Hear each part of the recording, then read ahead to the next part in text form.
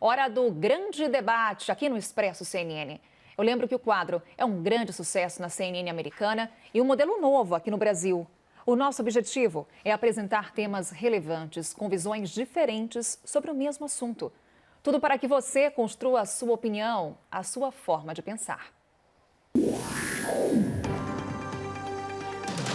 O assunto do grande debate de hoje, claro, é a principal notícia do dia. A guerra de versões entre o agora ex-ministro da Justiça e Segurança Pública, Sérgio Moro, e o presidente Jair Bolsonaro. Antes de deixar o cargo, Sérgio Moro fez um pronunciamento com uma série de graves acusações contra o presidente Jair Bolsonaro. Entre elas, a intenção de ter acesso a relatórios de inteligência da Polícia Federal e a interferência política no comando da corporação. O presidente fez um pronunciamento no fim da tarde. Segundo ele, as acusações são infundadas e acusou Sérgio Moro de chantagem. Esse é o tema do grande debate de hoje. Os nossos debatedores são Augusto de Arruda Botelho, advogado especialista em direito penal. Boa noite, Augusto. Boa noite. E Caio Coppola, bacharel em direito e comentarista político. Boa noite, Caio. Boa noite, Carol. Bem, hoje quem começa o grande debate é você, Augusto. Vamos lá. Boa noite a todas e todos. Hoje é um dia triste. É um dia triste porque o número de mortos e o número de infectados por essa pandemia não para de crescer no país.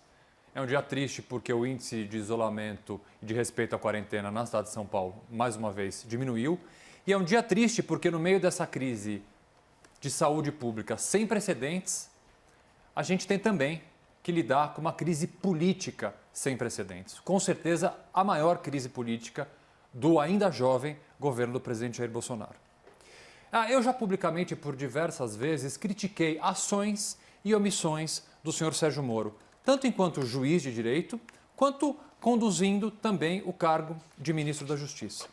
Mantenho essas críticas, mas também não posso deixar de elogiar e de aplaudir o corajoso discurso de demissão que o ex-ministro Sérgio Moro fez hoje.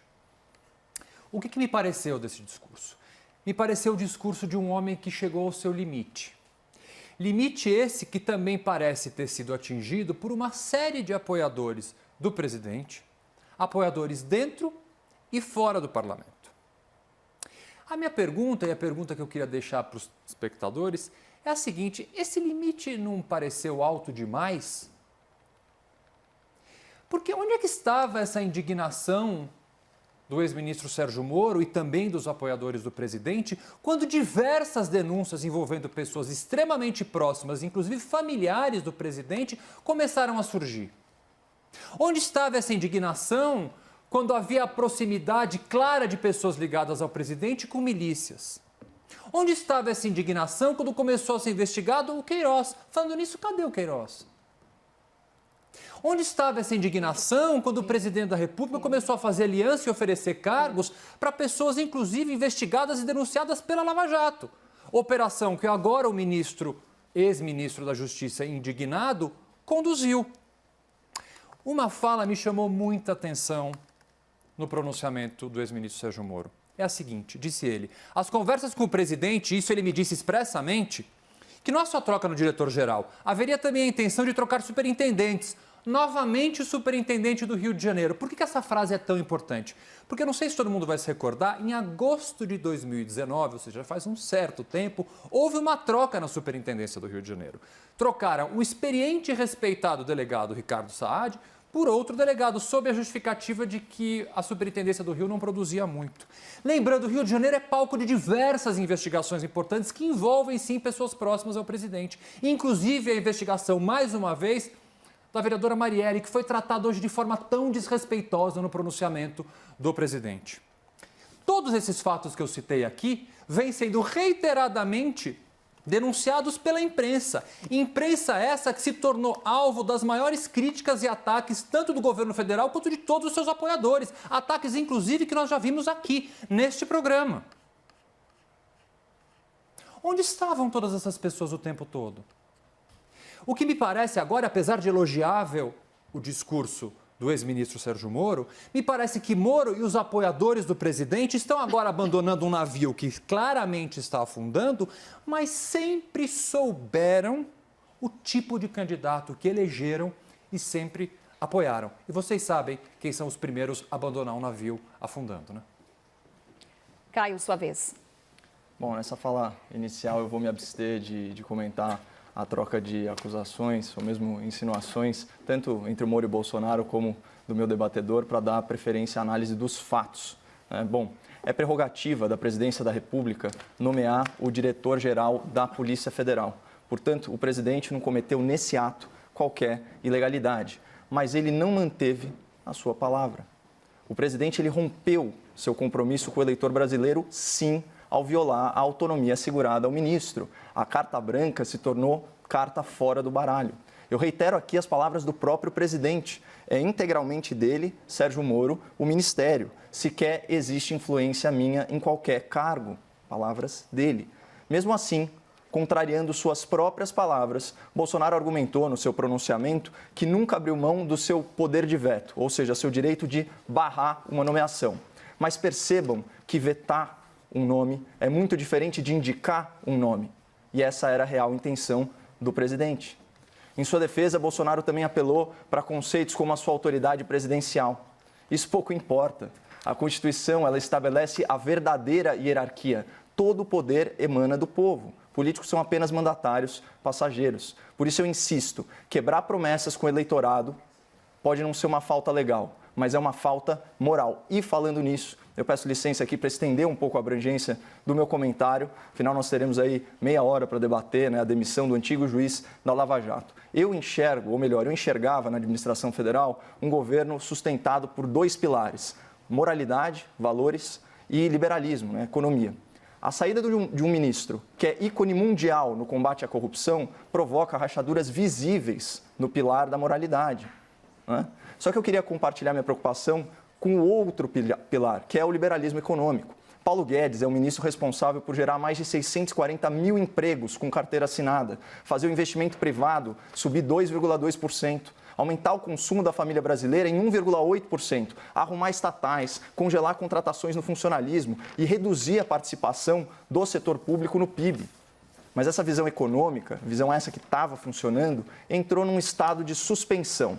O Congresso tirou o orçamento do governo federal, depois impôs uma bomba fiscal à União e agora setores do próprio governo querem adotar a solução populista de aumentar gastos públicos em obras e projetos. É algo similar ao PAC da Dilma e é inclusive financiado com dinheiro imaginário. O tal programa Pro Brasil foi lançado sem a presença do ministro da Economia e a mídia chapa branca já começou a elencar os supostos erros do Paulo Guedes à frente do seu ministério. Eu ouso dizer que o ministro Guedes hoje está muito desconfortável. É difícil de avaliar porque ele foi o único no palanque do presidente que optou por usar máscara. Mas quem tiver curiosidade, assista ao final do pronunciamento e vejam que Paulo Guedes se limitou a 2 palmas. Ao que tudo indica, o presidente deve ter revogado a carta branca do posto Ipiranga e deve estar exercendo aí o seu poder de veto também no Ministério da Economia. E a questão que eu coloco para o espectador é muito simples. Que construção fica de pé sem os seus pilares? Augusto? Vamos lá. Me preocupa também e compartilho da preocupação do Caio, principalmente em relação ao ministro Paulo Guedes. A necessária manutenção de uma mínima estabilidade da economia é essencial para o país, principalmente no momento que nós estamos vivendo. Então, realmente, me chamou bastante atenção o constrangimento não só do ministro Paulo Guedes, como o constrangimento de vários outros ministros no discurso que o presidente fez. O discurso, na minha opinião, na verdade, ele se limitava àquelas 3 páginas que o presidente leu. O resto foi tudo improviso. E se eu fosse, por exemplo, o advogado criminalista do presidente, eu diria: presidente, o senhor tinha uma acusação grave pesando contra o senhor, feita por um ex-ministro da Justiça e um ex-juiz federal. Com o seu pronunciamento, as acusações se tornam muito mais graves. O senhor praticamente confessou a prática de crimes durante o seu discurso. Então aqui a gente vai muito além de uma simples quebra de promessa de autonomia ou de carta branca para a gerência da Polícia Federal pelo ministro. Nós temos notícia, isso são fatos, e eu sempre, quando eu vou aqui, de alguma forma, mencionar a possibilidade de alguém praticar um crime, lembre que quem está falando aqui é uma pessoa que tem no seu núcleo essencial da vida a defesa de pessoas acusadas de crime. Então a presunção de inocência deve valer para todos, deve valer inclusive para as pessoas que a gente não concorda, mais até para as pessoas que a gente não concorda. Então a presunção de inocência existe para o presidente da República, claro que existe, mas o fato é que a manifestação dele hoje e os termos da manifestação dele aproximam muito a conduta dele à prática de crime, especificamente num ponto que me chamou bastante atenção quando ele confirma acusações do ministro Sérgio Moro de que no caso específico que ele menciona Mossoró, não sei se vocês se recordam, não sei se todo mundo lembra desse caso, havia aí o Rony Lessa, que é uma pessoa investigada em relação à morte da vereadora Marielle, e havia aí uma possibilidade de um dos filhos do presidente ter algum tipo de relação com alguém. O presidente assume em seu discurso hoje que mandou a PF lá colher o depoimento e depois mandaram o depoimento para ele. Isso é uma interferência indevida do presidente, confessada por ele. Depois o presidente faz uma acusação bastante grave à Polícia Federal de que não quis investigar os mandantes da tentativa de homicídio que ele sofreu.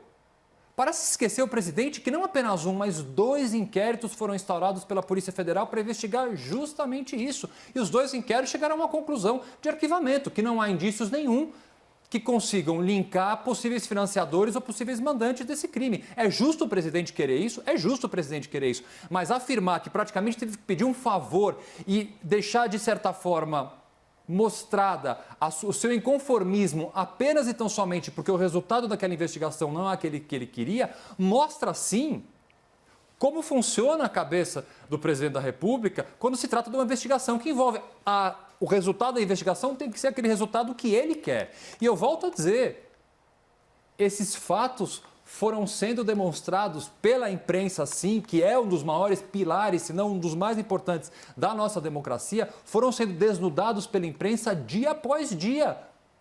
Só não viu quem não quer. Ou quem faz uma opção por uma cegueira e uma surdez seletiva. Eu enxergo aquilo que eu quero ver, eu escuto aquilo que eu quero ver. Agora não dá mais. Caio, quer fazer algum comentário ou podemos já começar com a guerra de versões? Eu queria só fazer um breve complemento aí à minha fala inicial, porque, ao contrário do que está sendo tuitado por apoiadores do governo, que dizem que a, abre aspas, né, extrema imprensa é que está fomentando aí uma intriga palaciana entre o ministro Guedes e o núcleo do governo federal, isso não condiz com a verdade. Na verdade, os ataques, né, ao Paulo Guedes, aí de forma subreptícia, de forma velada, começaram um pouquinho antes, né, de toda essa celeuma envolvendo a demissão do ministro Sérgio Moro. Portanto, isso antecede, né, esses últimos movimentos. E as coisas das quais o Paulo Guedes está sendo acusado envolvem expressões e frases como não apresentar soluções para as camadas mais pobres, esqueceu a área social, né, ignorando completamente que o melhor programa social ainda é a geração de emprego, né? Então, uma seara na qual o Ministério da Economia foi muito bem sucedido. Acusam ele de, abre aspas, liberalismo extremo, de falta de sensibilidade com os mais vulneráveis. Enfim, são argumentos aí de natureza extremamente populista, né, antecedendo o endividamento, né, do Estado brasileiro para obras e projetos geralmente faraônicos. E o resultado disso a gente já sabe, né? A gente já sabe porque a gente viveu isso no governo Dilma. Onde isso levou? Imagina num contexto de pandemia, né, de déficit fiscal, aí quase na casa de R$500 bilhão, onde isso pode nos levar. Então, eu fiz questão de usar esses primeiros momentos do debate para chamar a atenção do espectador para esse segundo movimento. Porque aí, realmente, o governo ele perde os alicerces, né, da moralidade e do liberalismo econômico, essa nova opção por dar mais liberdade de contratação para as pessoas, né, de dar mais protagonismo para o verdadeiro gerador de riqueza, né, dos países, que são os indivíduos, as empresas. Então, isso é gravíssimo, né? Essa é a minha grande preocupação, uma vez que, querendo ou não, o ministro Moro, na composição do governo federal, já é leite derramado. Augusto, mais alguma observação? Não, aguardo os novos pontos. Então vamos lá. Sobre a exoneração do diretor-geral da Polícia Federal, Maurício Valeixo, Moro disse que ficou sabendo da saída dele pelo Diário Oficial da União e que não assinou o documento e que achou ofensivo. Algo, inclusive, que ele reforçou depois no Twitter. Sobre isso, Jair Bolsonaro disse que é dele a prerrogativa de exoneração do diretor-geral da Polícia Federal. e que foi feita após conversas com Sérgio Moro e com Maurício Valeixo. Lembrando que a exoneração foi republicada no fim da tarde, sem a assinatura de Sérgio Moro. Augusto. Isso eu acho uma das questões, eu não vou dizer, são todas tão graves, eu não acho uma das mais graves, mas essa é bastante grave porque é uma divergência clara de versões e essa divergência de versões ela foi se alongando ao longo do dia. O que eu acho importante trazer aqui para o espectador? O fato do pedido de exoneração ter sido publicado e o ministro Sérgio Moro ter informado que ele só ficou sabendo de madrugada, muitas pessoas levantaram, pode haver aí um crime de falsidade ideológica porque o ministro não assinou, porque consta lá uma assinatura. Eu acho que isso é menos importante porque a assinatura digital é um procedimento relativamente burocrático. É óbvio que o ministro da Justiça teria que ter sido avisado. Isso é um fato, obviamente, concreto. Mas essa assinatura ou não do ministro Moro me chama menos atenção do que um dado, este sim, bastante importante, o a pedido. Por quê? Porque o presidente Bolsonaro, antes de saber o teor da manifestação do discurso do ex-ministro Sérgio Moro, publicou numa rede social a foto desse pedido de exoneração e ele grifou em amarelo o a pedido, já querendo dizer, olha, não fui eu que exonerei, ele que pediu para ser exonerado. E essa tônica, esse discurso diversas vezes voltou na disputa de versões de quem teria partido, então, essa iniciativa do afastamento do diretor-geral da Polícia Federal. Este é um fato que precisa ficar elucidado e muito provavelmente será elucidado com aquilo que eu acho de mais importante do ponto de vista de futuro, porque aqui o escândalo está posto. A partir de agora, o que teremos? E aqui eu tenho que fazer menção, agora uma menção bastante elogiosa com relação à rapidez da Procuradoria-Geral da República, do Procurador-Geral Augusto Aras, no pedido de instauração de inquérito feito. Pedido de instauração de inquérito feito poucas horas após as denúncias apresentadas por Sérgio Moro. Pedido de instauração de inquérito que consta com uma série de crimes, alguns que até eu acho, sinceramente, um pouco exagerados, mas a investigação vai começar e ela tem que ser rápida, isenta, transparente, porque é o que o Estado Democrático de Direito pede, é o que todos os cidadãos pedem, é o que a justiça quer e é o mínimo que a gente pode conseguir para começar a tentar endereçar esse assunto de uma forma mais normal do que essa. Porque se essa insegurança se tornar diária neste governo, eu temo pelo pior. E uma pergunta que fica no ar aqui também. Quem será o próximo ministro da Justiça? Imagine que a pessoa que aceitar esse cargo, ontem eu estava falando do abacaxi que o ministro da Saúde teve que aceitar, aceitando o cargo de ministro da Saúde no meio de uma pandemia. O próximo ministro da Justiça não é nem um abacaxi, é uma bomba atômica. Porque, queira ou não, indiretamente, diante das provas bastante substanciais de que tentava, sim, o presidente uma influência nas investigações da Polícia Federal, esse próximo ministro, de alguma forma, vai estar atrelado a essa possibilidade, sim, de ficar manchado por uma possível influência em investigações tão importantes. Então, o cenário é muito ruim. Seja qual for o desenrolar dessa história, infelizmente, a situação e a crise política, principalmente no meio de uma pandemia como essa, vai nos custar muitíssimo, muitíssimo caro. E aí fica também um complemento de informação. Celso de Mello será o relator desse pedido de inquérito da PGR junto ao Supremo Tribunal Federal. Caio, agora suas considerações. A celeridade da Procuradoria-Geral da República, de fato, tem que ser elogiada, né? Até porque a gente está diante de versões tão contraditórias entre si, né? Diametralmente opostas de um lado e de outro, que isso gera uma necessidade premente de esclarecimento da verdade. E até coisas que podem parecer menores, né, doutor, que podem parecer meras tecnicalidades, como é o caso de uma expressão no Diário Oficial da União, na verdade, eles vão nos auxiliar a descobrir, para além da legalidade, que já foi amplamente comentada aqui pelo meu debatedor, a questão moral. Quem está mentindo, quem está faltando com a verdade? Né? Qual das versões é correta?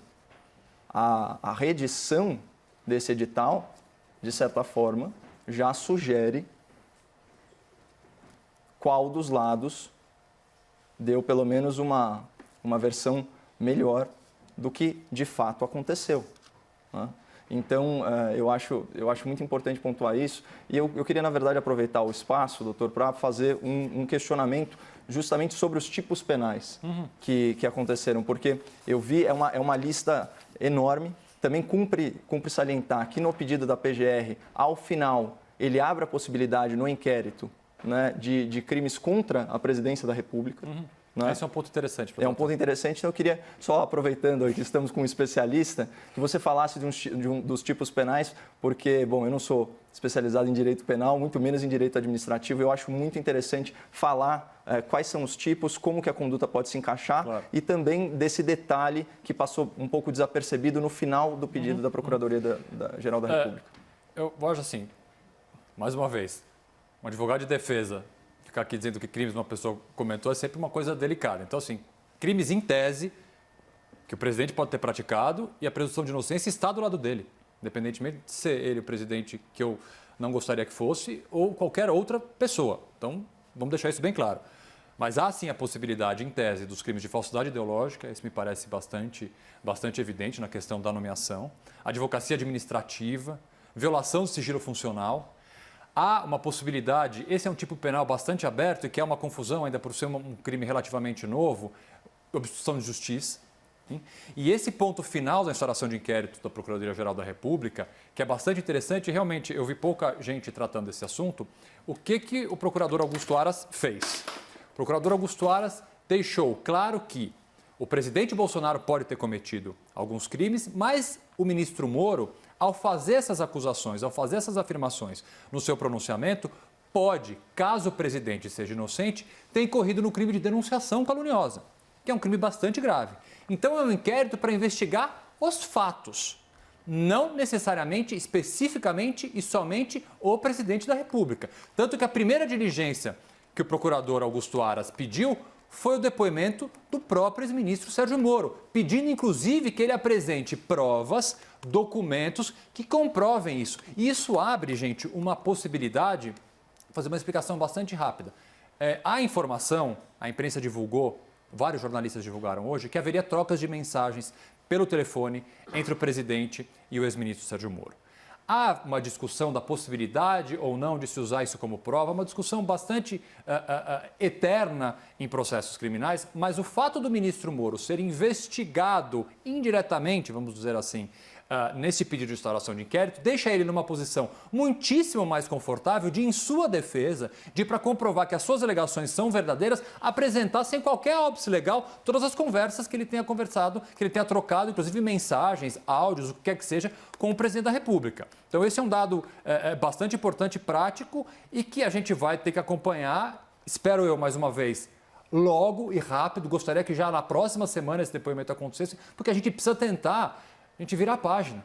A verdade é essa. Nós temos uma pandemia para enfrentar, nós temos uma economia indo cada vez pior, infelizmente. A gente precisa virar essa página com definições para o país começar a andar de novo.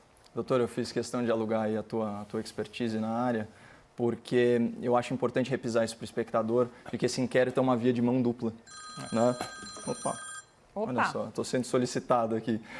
Esse inquérito, perdão, é uma via de mão dupla. Então, ele dá aso à investigação de ambas as partes. Então, da mesma forma como colocou o doutor Augusto, a presunção de inocência vale para os dois lados. Então, não importa para qual lado que você incline, que você esteja inclinado a achar que está com a verdade, ambos vão passar aí pelo devido processo legal, né? E vão ser devidamente, os fatos vão ser apurados e eles vão ser investigados, aí respeitados todos os seus direitos penais, inclusive de ampla defesa e esse tipo de coisa. E só para frisar mais uma vez, esse crime de denunciação caluniosa, né, o tipo penal dele é mais simples de explicar, você atribui o crime a outra pessoa, mas é necessário você saber que a outra pessoa é inocente, o que eu imagino seria exatamente o caso, porque trata-se de uma conversa, de conversas privadas, né, entre duas partes.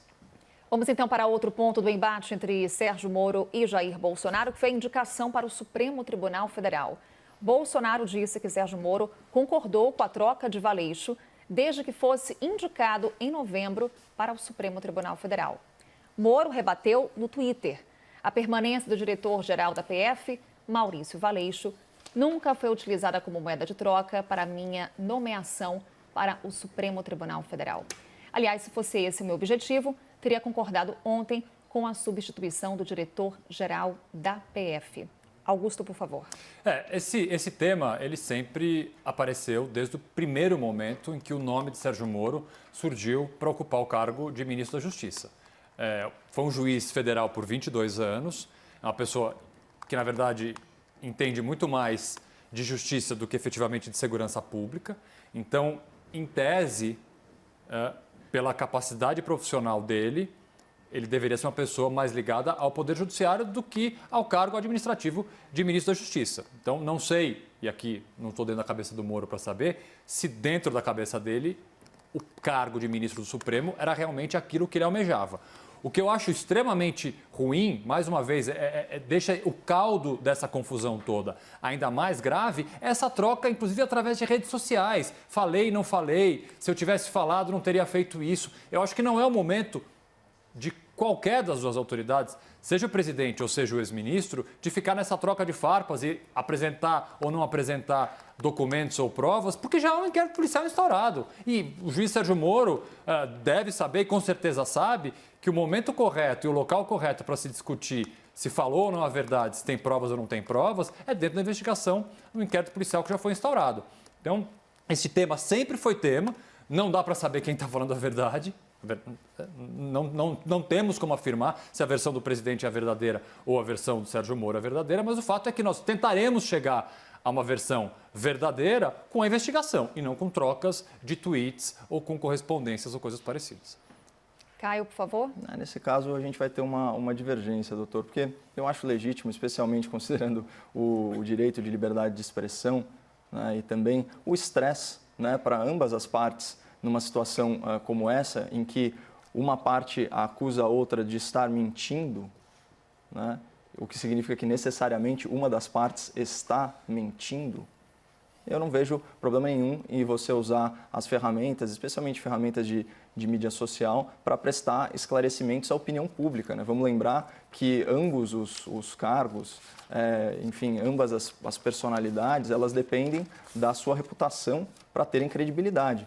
O ministro Moro agora, né, com os desafios do setor privado, né, que lhe aguarda certamente de braços abertos, e o presidente Bolsonaro, né, para manutenção da sua reputação para permanência, né, no cargo de presidente da República ou permanência com maior apoio popular, né? Então é fundamental, eu acho que eles têm plena liberdade, eles estão aí no livre exercício das suas faculdades.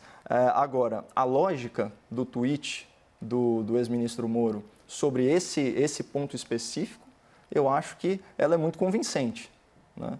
Porque, de fato, se fosse moeda de troca, ele teria aceitado. E você vê que no pronunciamento do presidente Bolsonaro, ele procura a todo momento caracterizar o Moro como um homem vaidoso e, aqui estou lendo aspas praticamente, comprometido com o seu ego e consigo próprio, né? E aí ele tenta colocar essa pecha de chantagista no ex-ministro, mas como eu disse, de novo, há indícios, pela lógica até muito bem sintetizada no tweet do ex-ministro, que a coisa não aconteceu dessa forma. Augusto, alguma colocação sobre a fala do Caio? Não. Bem, então vamos responder a pergunta do grande debate de hoje. Como fica o governo Bolsonaro depois da saída de Sérgio Moro? Começa então agora com você, Caio. Nossa, pergunta dificílima, hein, Carol? Como fica o governo Bolsonaro? Eu vou retornar aí para o meu argumento inicial, né? A gente tem uma construção com alicerces rachados, né? Seja na questão da moralidade, que está em xeque, seja na questão do liberalismo, que está em xeque também, ainda mais numa época de pandemia que naturalmente o Estado intervém, né, para uma ajuda emergencial à sociedade, especialmente os mais vulneráveis, e isso cria oportunidade para excessos, né? A gente falou aqui de todos os excessos que a pandemia dá aso, né? Desde contratação sem licitação, até avanços, né, nos direitos e garantias fundamentais, na liberdade do cidadão, literalmente, né? A gente vê cidadãos sendo presos aí em estados pelo Brasil. Enfim, é um mistério o que vai ser do governo ou do desgoverno, porque a gente comentou aqui da situação do ministro Paulo Guedes, né? Mas tem também vários outros ministros que devem estar se sentindo, né, numa grande encruzilhada moral. Porque o ministro Sérgio Moro, como ícone de combate à corrupção, ele dava um lastro ético para esse governo. As pessoas se sentiam mais seguras, sabendo que uma figura da monta do Sérgio Moro endossava politicamente, ainda que fazendo algumas concessões, já que política é a arte do possível, é diferente de um juízo num tribunal, né? São questões completamente distintas, dava o seu endosso político a esse governo. Isso agora cai por terra. Então, de certa forma, o governo ele tem que resgatar a sua moralidade. Vamos lembrar que esse tipo de crise, as crises morais, elas tendem a anteceder as crises econômicas.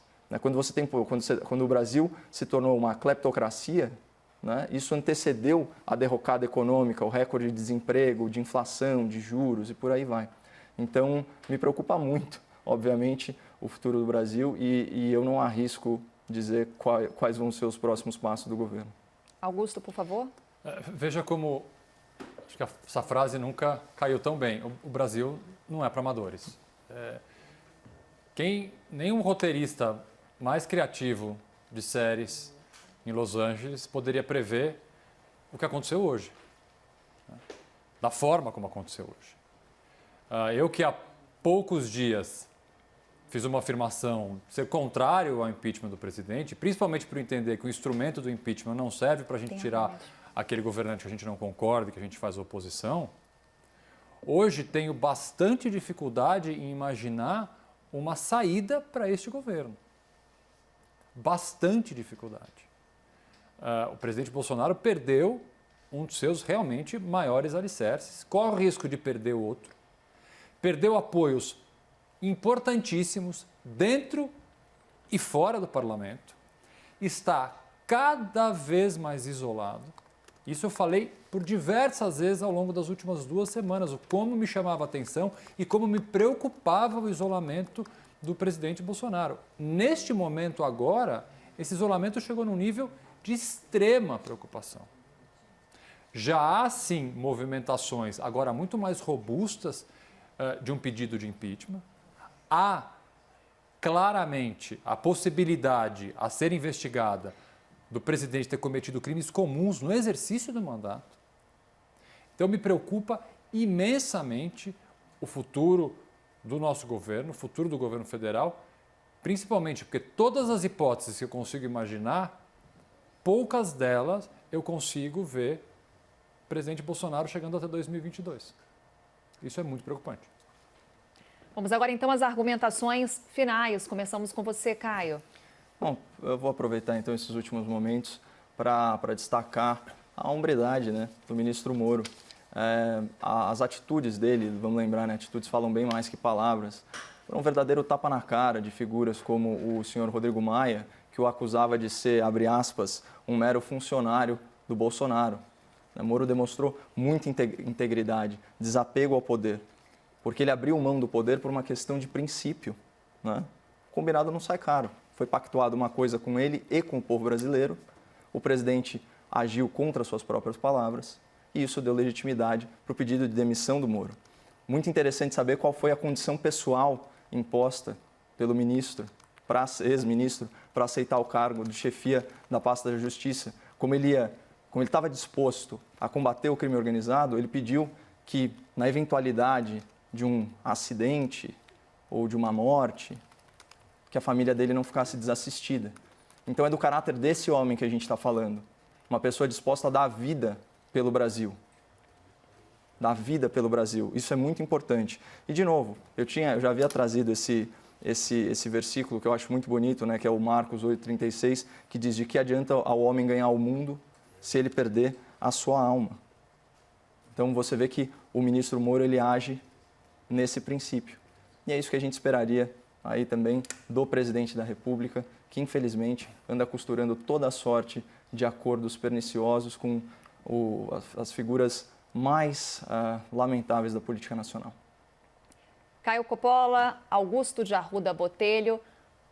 Você também, Augusto, agora com seus comentários finais. O presidente Jair Bolsonaro foi um deputado federal que em mais de 20 anos através dos seus 7 mandatos, nunca apresentou um projeto relevante no parlamento. Ele elogiou por mais de uma vez torturadores. Tem pronunciamentos e falas em que ficam demonstradas claramente as intenções e os arroubos autoritários dele e de outras pessoas ligadas à sua família. O presidente se viu direta e indiretamente envolvido no exercício do seu mandato, no último ano e meio, em investigações sérias, investigações graves, investigações que ainda não terminaram. Tudo isso sempre foi sabido. Esse passado do presidente não se apagou a partir do momento em que ele assumiu o cargo. O discurso do ministro Sérgio Moro é sim elogiável, mas ele não apaga o passado e o presente do presidente da República. Assim como seus apoiadores que agora partem para abandonar o navio que está afundando, sempre souberam disso. Então, o recado que eu quero deixar aqui é esse. Não há nenhuma novidade no que a gente ficou sabendo hoje. O que havia era uma cegueira e uma surdez seletivas. Augusto de Arruda Botelho, Caio Coppola, chega ao fim então o nosso grande debate de hoje. Muito obrigada, até segunda. Até segunda. Segunda.